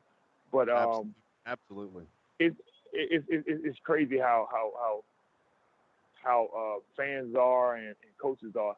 Everybody like you want your team to knock the hell out of players, but you don't want to call a foul. But you quick to holler, "Oh, that's a foul!" But your player just clobbered this guy. But you didn't tell me to call the foul in, you know. So it's really funny right there with me. I tell some of the officials I'm with, I'm like, I can call everything, and we're gonna be here in 4 hours, or I can just let them play, you know. But you really want to stay out of the way anyway, you know. As a referee, you want to stay out of the way. Yeah, you don't want to be a part of the game. Yeah, you need to stay out of the way. You call the obvious. If somebody clothesline somebody, yeah, you got to call that. You know, the intentional foul. But the little soft fouls, nah, man, you got to let that stuff play. Talk about one of the former fan favorites in Indiana, Marco Killingsworth. Marco, we talked about the current IU team. What are your thoughts on this current team? They went through a lot of struggles. They had a lot of injuries, and they're getting a lot of these guys back now. They get Race Thompson back, who was a guy that they lost for the entire year. Deron Davis is he reminds me somewhat of you, just not nearly as athletic. But, man, Deron, I love his game if he can get healthy. But this team is trying to come back around. But what are your thoughts on this team, what they're doing, where they're going, and what you think they can be? You know what they can be. Like I've been saying, it come down to the leader. You know, my last year there, my senior year, and I know draft-wise, me personally, draft-wise, I was good. So I know the rest of the guys they're going to be some of their last game of their college career. So I was like, you know, I've been to the NCAA tournament at Auburn. These guys need to get a feel of that because I know I think the last time they went to the NCAA tournament was my freshman year at Auburn. This 2001. And I get there for 2005 or 2006 season. None of those guys had a taste of that. So it's nothing like that feeling. I'm telling you that March Madness ain't shit like it. I mean, it's nothing like it. So I told the guys, I said, listen, we got 7 games left. Let's win the next 7. But then it starts from the leader. So me averaging 15, 16, 17 points at a time, I need to get up to 25, 26. So now I'm going to put this team on my back, and that practice, I'm going to grind it out. You know, the team, your leader got to come in like that. Like, you know, lead by example, saying that, but you got to be verbal too. You know, it's like the 5 of us playing D, 4 of us playing D, and 1 of us not, it's going to stand out like a sore thumb, you know? So the leader got to start it off like this. I'm taking ball, I'm about to kill y'all. And then on offense and defense, you know, if everybody deny and then you let the guy catch the ball, you the one looking bad. So, you know, as a captain, as a leader, you got to hold everybody accountable. Absolutely, and Indiana's kind of in that position, Marco. They're sitting at 14-14, but they just won a big game, a double overtime win over Wisconsin. They've got Michigan State coming in Saturday, a team they've already beaten, and they've got a good chance, but they've got to win out and win some games. So they're in that position, and what do they need to do to finalize that? Can you repeat that question again? My phone went out. They're in kind of that same position where they need to win out. They need to win these final games. They've got 3 regular season games left, and then the Big Ten tournament where they can win a couple there. But they have to do exactly what you said. Let's win those last 7. Well, they've got potentially 4 or 5 games, but they need to win those. They still have a shot at making the tournament, which is crazy, but they've got to win. They got to win, and that's what it is. As the seniors in there, I had Ryan Tapak on my on my year. He was a walk-on, and I had Sean Klein. You know, Sean didn't really play that much, and Sean was like, he had seniors. They was like, hey man, let's do it, big fella. I need you. Let's do it. So they talking, they helping us talk, stuff like that. Maybe your leader is a freshman, but the seniors need to come in and say that because that's their last year. They need to just come in that locker room like, coaches, y'all get the fuck out. Hey, as a player, because it's within y'all.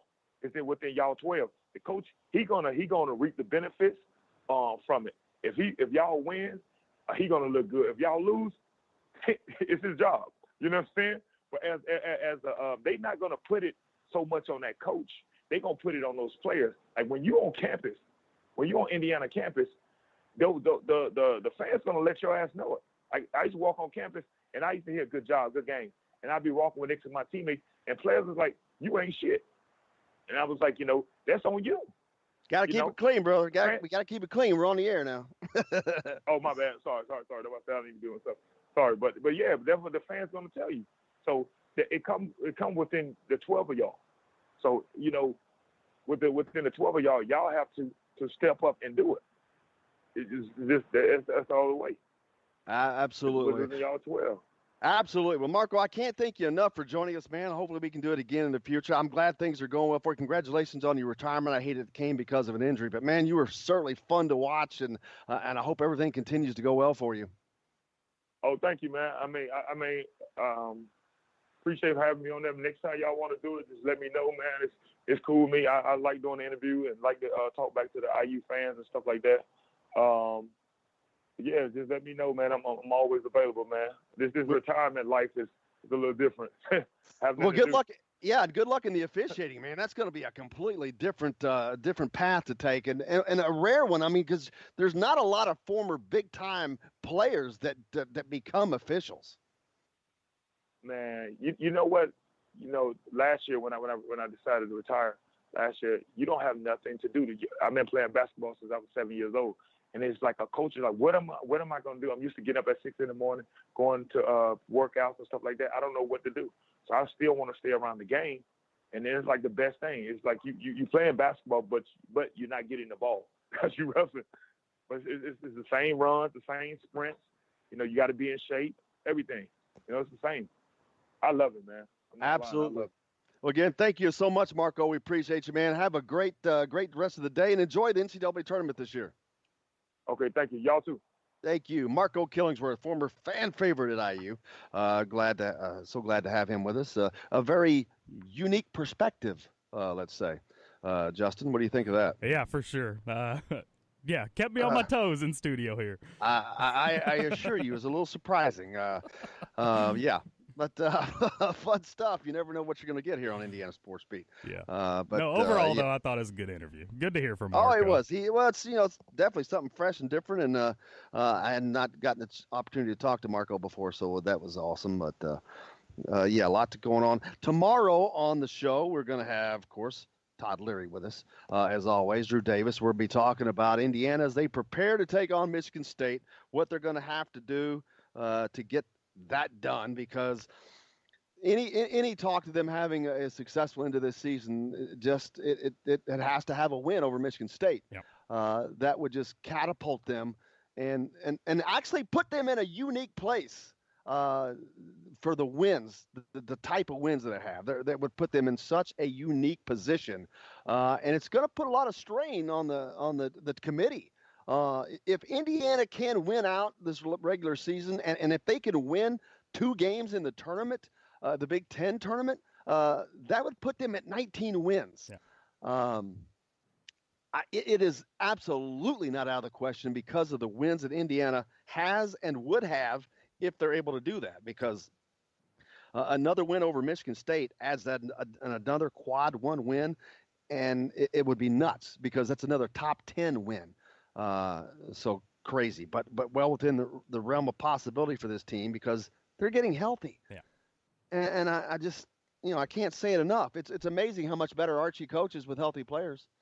Oh, yeah. Absolutely. And that's a very facetious statement. I hope that everybody understands that because it's kind of hard to fight a heavyweight fight with one arm behind your back. Yeah. And I think the analogy earlier was just as spot on as he gets.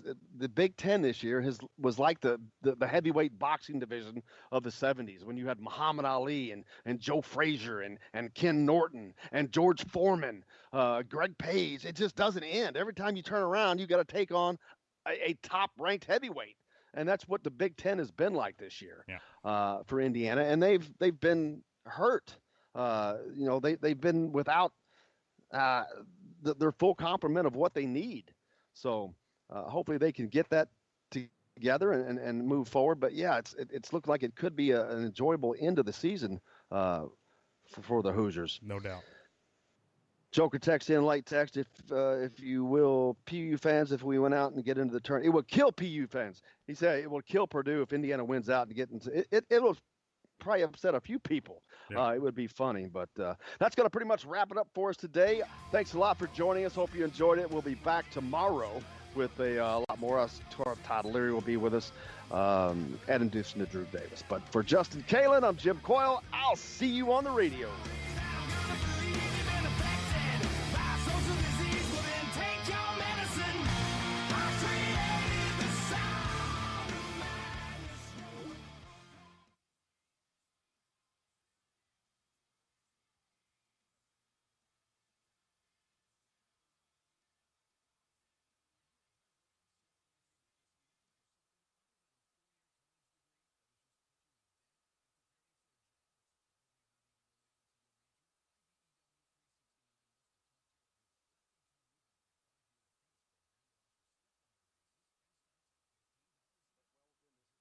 Possibility for this team because they're getting healthy. Yeah. One win, and it would be nuts. Everything. It's the same. I love it, man. Absolutely. Well, again, thank you so much, Marco. We appreciate the leader. You got to hold everybody accountable. Absolutely, and Indiana's kind of in that position, Marco. They're sitting at 14-14, but they just won a big game, a double overtime win over Wisconsin. They've got Michigan State coming in Saturday, a team they've already beaten, and they've got a good chance, but they've got to win out and win some games. So they're in that position, and what do they need to do to finalize that? Can you repeat that question again? They're in now. They need to win these final games. They've got 3 regular season games left, and then the Big Ten tournament where they can win a couple there. But they have to do exactly what you said. Let's win those last 7 tournament, which is crazy. But they've got to win. They got to win, and that's what it is. As the seniors in there. I had Ryan Tapak on my year. He was a walk on, and I had Sean Klein. Sean didn't really play that much. And Sean was like, he had seniors, they was like, hey, man, let's do it, big fella. I need you. Let's do it. So, they talking and they helping us talk, stuff like that. Maybe your leader is a freshman, but the seniors need to come in and say that because that's their last year. They need to just come in that locker room like, coaches, y'all get the fuck out. Hey. Which is crazy, but they've got to win. They got to win. And that's what, Sean didn't really play that much. And Sean was like, he had seniors. They was like, hey, man, let's do it, big fella. I need you. Let's do it. So, they talking and they helping us talk, stuff like that. Maybe your leader is a freshman, but the seniors need to come in and say that because that's their last year. They need to just come in that locker room like, coaches, y'all get the fuck out. Hey, as a player, because